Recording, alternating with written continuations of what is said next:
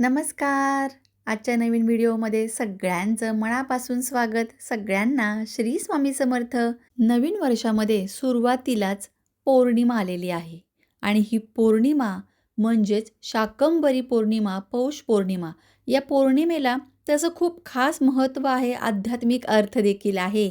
आणि हो, लक्ष्मीला स्थिरता प्राप्त करून देण्यासाठी, स्थिर लक्ष्मी जर घरात हवी असेल तर काय करायचे याबद्दल आज आपण बोलणार आहोत. चला तर मग जाणून घेऊया की पौष पौर्णिमा आपल्या हिंदू संस्कृतीमध्ये इतकी महत्त्वाची का आहे. शाकंभरी पौर्णिमा असेही म्हटलं जातं. हा सण भगवान विष्णू आणि देवी शाकंभरी यांना समर्पित आहे. मग काय, भगवान विष्णू आणि देवी शाकंभरी यासोबतच सूर्यदेवांचीही पूजा करायला सांगितली जाते. तर बघूया नववर्षातील पहिली पौर्णिमा जी आली आहे ती शाकंभरी पौर्णिमा. हिंदू घरामध्ये बघा, भगवान सत्यनारायणाची पूजा व कथा ही श्रावण महिन्यामध्ये किंवा कोणतंही विशिष्ट कार्य जेव्हा शुभ कार्य आपण करतो तेव्हा केले जाते. अनेक घरोघरी या सत्यनारायण कथेबद्दल सगळ्यांना जवळजवळ माहितीच आहे. पण जेव्हा पौष महिना सुरू होतो तो पौराणिक दृष्टिकोनातून अत्यंत महत्त्वाचा असतो. त्याचबरोबर पहिली पौर्णिमा येते आणि यामध्ये त्रिवेणी संगमात स्नान केल्याचं पुण्य जर तुम्हाला हवं असेल तर आजच्या दिवशी तुम्हाला हे 100% प्राप्त होणार. आणि हे स्नान जे आहे त्याचं जे तुम्हाला फल आहे ना, ते प्रयागराज, कुरुक्षेत्र, हरिद्वार, काशी, नाशिक आणि उज्जैन यांसारख्या पवित्र तीर्थस्थळी जाऊन गंगा स्नान केल्याचे मोक्षाचे द्वार खुले होण्याचे जे भाग्य आहे ना, ते आजच्या दिवशी मिळतं. पण आता सर्वांनाच गंगेमध्ये स्नान करणे किंवा तीर्थक्षेत्राच्या ठिकाणी जाऊन स्नान करणं आता सध्याच्या काळात शक्य राहिलं आहे का हो? तर नाही. म्हणूनच आपल्याला काय करायचं आहे, घरच्या घरीच अंघोळीच्या पाण्यामध्ये गंगाजल जे आहे, मी नेहमी सांगते दर पौर्णिमेला गंगाजलाला खूप महत्त्व आहे. चंद्र जो आहे तो पत्रिकेतला स्ट्रॉंग होतोच. मानसिक स्वास्थ्य, मानसिक अशांतता ज्यांना आहे त्या सगळ्यांनी गंगाजल हे अंघोळीच्या पाण्यात नक्कीच टाकून अंघोळ केली पाहिजे. पण फक्त हे आता गंगाजल मिक्स करायचं आणि लगेच अंघोळ करायची असं नाही आहे. जेव्हा हे गंगाजल मिक्स करतो आपण, तेव्हा सर्वप्रथम दोन्ही तळहातांमध्ये हे पाणी घ्यायचं आणि गंगेच, यमुनेच, गोदावरी, नर्मदा, कावेरी, इंद्रायणी ज्या कोणत्याही नद्यांची नावे तुम्हाला माहीत आहेत त्या सगळ्या नद्यांची नावे घेण्याचा प्रयत्न करा.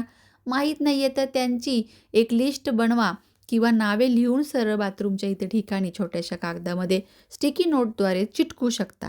यामुळे तुम्हाला खूप चांगला आशीर्वाद सर्व नद्यांचा, ज्या आहेत माता म्हणून आहेत, त्यांचा आशीर्वाद प्राप्त होतो. तर घरच्या घरी अशा प्रकारे तुम्ही जर केलं तर तुम्हाला हे पुण्य लाभतं. आणि पौष महिन्यात जर तुम्ही पूजा केली अशी स्नान करून भगवान विष्णूंची तर आशीर्वाद प्राप्त होतात. पण हो, यासोबत पौर्णिमेला जो व्यक्ती स्नान करतो अशा प्रकारे त्यांच्यावरती सदैव विष्णूंची कृपा राहते आणि स्थिर लक्ष्मी प्राप्त हो, हा आशीर्वाद विश्वाचे पालन करते विष्णू आपल्याला देतात. मग आता ही पौर्णिमा जी शनिवारी आहे ती सुरू कधी होत आहे तर ती 2 तारखेला संध्याकाळीच जवळजवळ 6:30 पावणे 7 नंतर सुरू होत आहे. आणि हीच पौर्णिमा तिथी 3 तारखेला आपल्याला दुपारी 3:30 पर्यंत मिळत आहे. पण आता यामध्ये काय करायचं आहे, आपल्या जे हिंदू धर्मामध्ये सांगितलं जातं ज्याप्रमाणे की सूर्य ज्या तिथीला पाहतो, सूर्याला जी तिथी चमकदार प्रकाशवान बनवते तीच तिथी आपण गृहीत धरून त्याप्रमाणे सण साजरे करत असतो. मग आता यामागे एक कथा देखील आहे, ती तुम्हाला सांगते.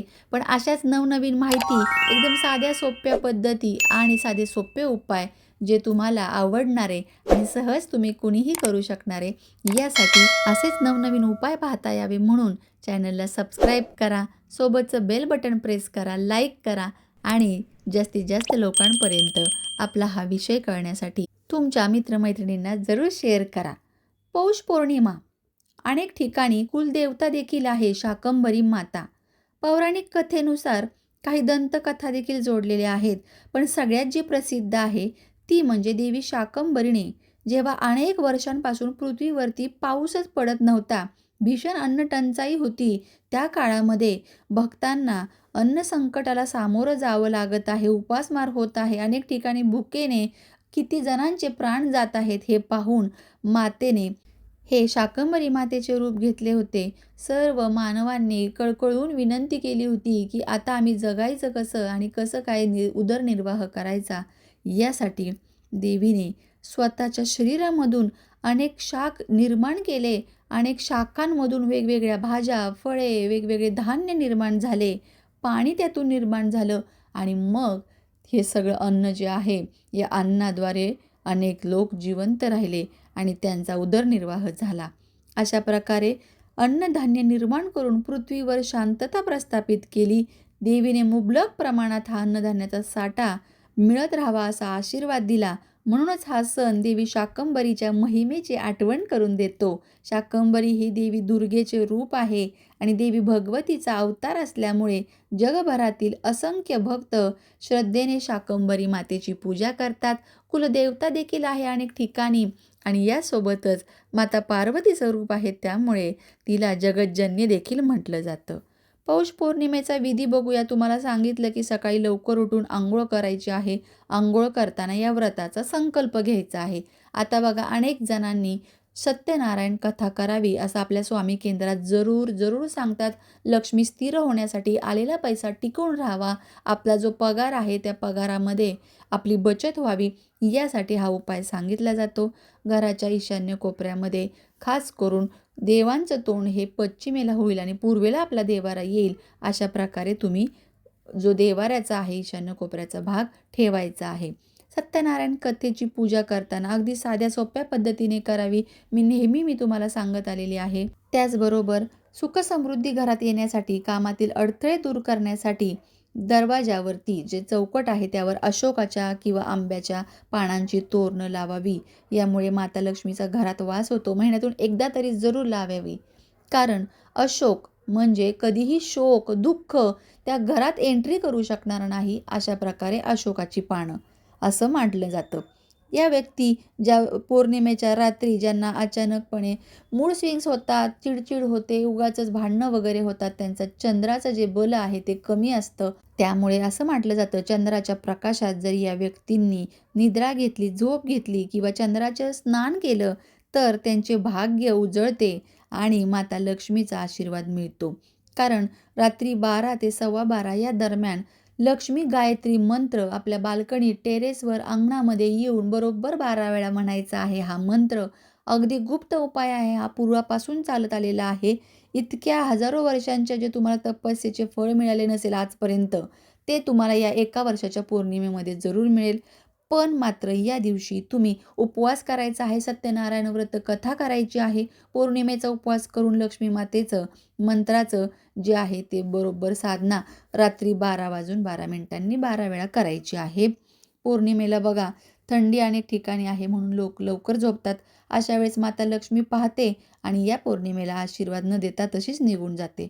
त्यामुळे बऱ्याच अशा गोष्टी आहेत ज्या दान देखील करू शकतो, की आपल्याला यामधून अनेक मार्गाने आपल्याला आशीर्वाद मिळावेत म्हणून. गुळापासून बनवलेले पदार्थ, कपडे, तिळगूळ, लाडू, चादर, खिचडी किंवा अशा वस्तूंचे दान जे आपल्याला संरक्षण करतील थंडीपासून, जरूर केलं पाहिजे. त्याचबरोबर नारायण जी आहे सेवा ती करावी. म्हणजे विष्णू सहस्त्रनाम म्हणावं किंवा विष्णू चालीसाचं पाठ करावं. यासोबत आज श्री सूक्तचा पाठ करून पुरुष सूक्तचा देखील पाठ करावा. त्यासोबतच ज्या तुम्ही सेवा नेहमी करत येता, कमळगट्ट्याच्या माळेवरती जी सेवा आहे, मंत्र म्हणावा 108 वेळा. ओम श्रीं श्रीये नमः हा लक्ष्मीचा मंत्र जरूर म्हटला पाहिजे. अनेकांना वाटतं पौष पौर्णिमा म्हणजे काय, तर हीच शाकंभरी पौर्णिमा म्हणून ओळखली जाते. या दिवशी स्नानाला आणि दानाला महत्त्व आहे. त्याचबरोबर पौष पौर्णिमेला विष्णू सहस्रनामाचं पठण, रात्री शक्यतो करून जागरण आणि सत्यनारायण कथा श्रवण करावी किंवा सत्यनारायण कथेचं व्रत जे आहे ते जरूर करावं.